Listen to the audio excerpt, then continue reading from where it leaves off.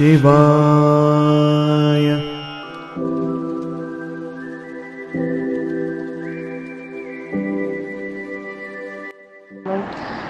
எனக்கு இன்னைக்கு நைட்டு தான் மேம் இன்னைக்கோட செக்ஷன் பார்த்தேன் மேம். என்னாச்சுன்னா சார் வந்து மூக்கோட முக்கோணம், பெரிய முக்கோணம் அண்ட் ரெண்டாவது வந்து சின்ன நுனிப்பகுதியில் முக்கோணத்தை கவனிக்க சொன்னார். அப்போ அது கவனித்து அவரப்போ எனக்கு என்ன ஃபீல் ஆச்சுன்னா, ஒரு மாட்டோட 2 கொம்புக்கு இடையில் அந்த நடு மையம் எனக்கு ஒயிட் கலராக தெரிஞ்சது மேம். அப்படியே கூர்ந்து கவனிக்க அப்படியே லைட் கோல்டு ஆச்சு மேம்.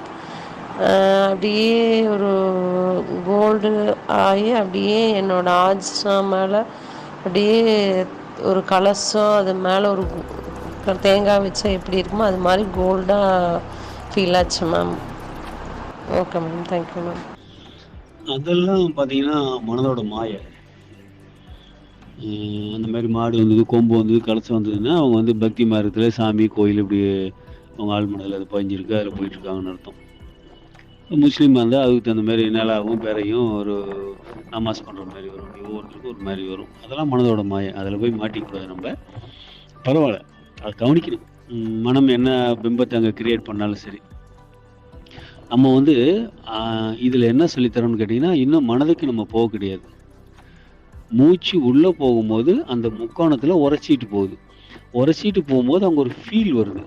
கூசுகிற மாதிரியோ, குறுகுறுக்கிற மாதிரியோ, ஒரு கிளுகிழுப்பாகவோ, அந்த மாதிரி ஒரு நடுக்கமோ, ஒரு ஏதோ ஒரு ஃபீல் அந்த இடத்துல. உங்கள் ஒரு விரலை வச்சு உங்களுக்கு தொட்டால் அந்த இடத்துல ஒரு ஃபீல் வரும் இல்லையா? ஒரு சிலருக்கு கூசும், ஒரு சிலருக்கு ஒரு மாதிரி நைஸாக இருக்கும், ஒரு சிலருக்கு சுகமாக இருக்க மாதிரி இருக்கும், ஒரு சிலருக்கு சொர சொரன்னு இருக்க மாதிரி இருக்கும். இந்த மாதிரி ஏதோ ஒரு ஃபீல் வரும். அந்த மாதிரியான ஃபீலை கவனிக்க சொல்கிறோம். இது ஃபீலிங் இல்லாமல் தாட்ஸுக்கு போயிட்டீங்க நீங்கள். அதில் கொஞ்சம் உஷாராக இருக்கணும்.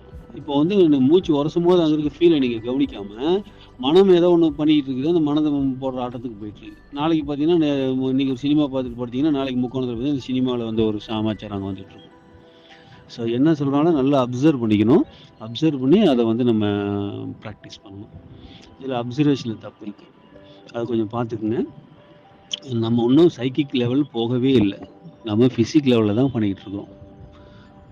அதனால் இன்னும் கொஞ்சம் இதில் தயாரானதான் அடுத்தடுத்து போக முடியும். அதனால் நம்ம எந்த இடத்துல ப்ராக்டிஸ் பண்ணுறோங்கிறது கவனமாக இருக்கணும். இப்போ நம்ம ஃபீலிங்ஸ், உடலில் ஏற்படக்கூடிய உணர்வுகளை கவனிக்க ஆரம்பிச்சிருக்கோம். இன்னும் உணர்ச்சிகள் லெவல் கூட நம்ம போகல, உணர்வுகளை தான் கவனிக்க ஆரம்பிச்சிருக்கோம். அதில் கொஞ்சம் உஷாராக பார்த்து செய்யுங்க. நல்லதுங்க. என்ன புண்ணியம் செய்தேனோ